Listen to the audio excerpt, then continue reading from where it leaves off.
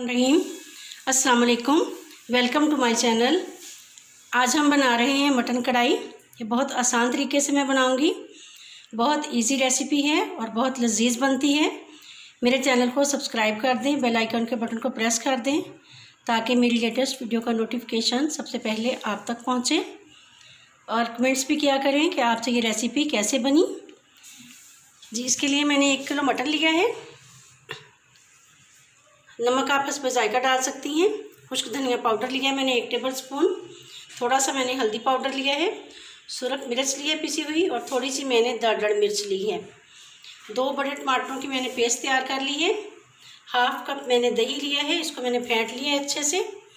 2 बड़े मैंने प्याज लिए हैं, इनको बारीक काट लिया है। 1 टेबल स्पून लहसुन अदरक का पेस्ट लिया है।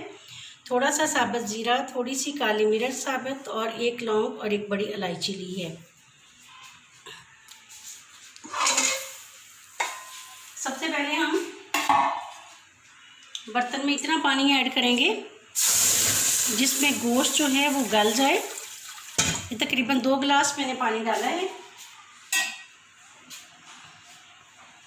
अब हम इसमें गोश्त ऐड करते हैं।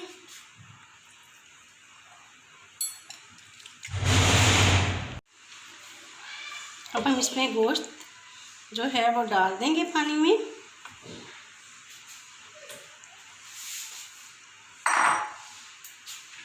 प्याज, अदरक, लहसुन का पेस्ट, ज़ीरा, बड़ी इलायची और बड़ी साबुत काली मिर्च मैंने डाल दी है। और ये सारे मसाले जो मैंने लिए थे। टमाटर और दही भी मैंने ऐड नहीं किया, ये हम बाद में ऐड करेंगे। अब हम इसको कवर कर देंगे और पकने के लिए रख देंगे धीमी आंच पे, ताकि गोश्त अच्छे से गल जाए। देखिए पानी खुश्क हो गया है और गोश्त बहुत अच्छे से गल गया है। अब हम इसमें ऐड करेंगे टमाटर का पेस्ट।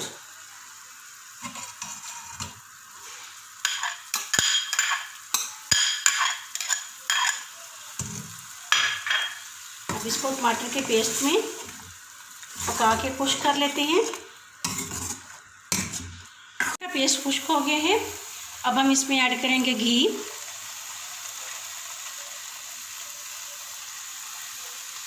अब हम इसको भून लेंगे। जब ये भुनने के करीब होगा फिर हम इसमें दही ऐड कर देंगे।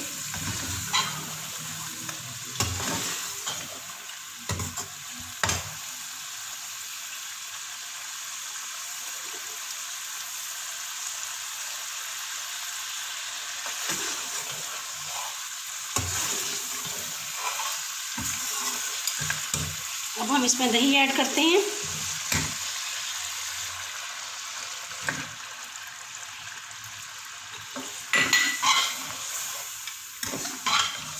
अब इसको अच्छे से भून लेंगे।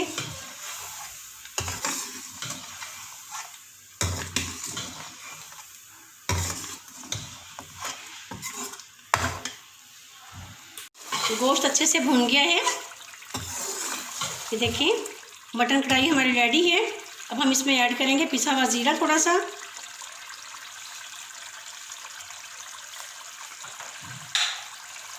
थोड़ी सी पिसी हुई काली मिर्च,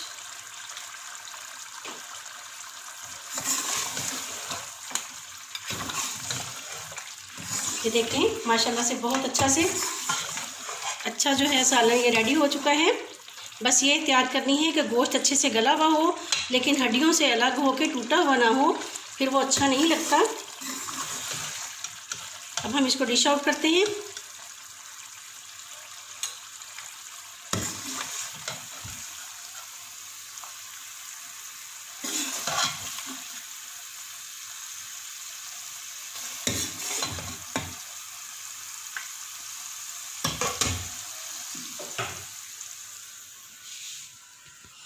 बहुत आसान रेसिपी है, इसे ज़रूर ट्राई कीजिएगा। अपना ख्याल रखिए। अल्लाह ताला आपको हम सबको अपने हिफ्ज़-ओ-ईमान में रखे। अल्लाह हाफ़िज़।